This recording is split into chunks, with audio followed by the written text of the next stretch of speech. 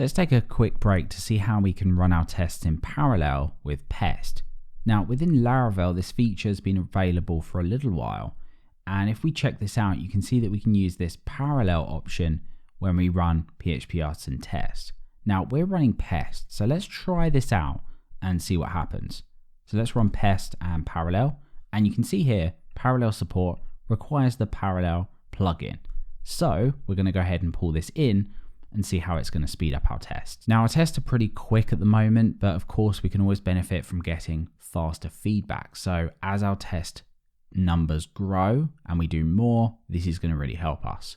So let's come down and install this, and then we'll check out how it works.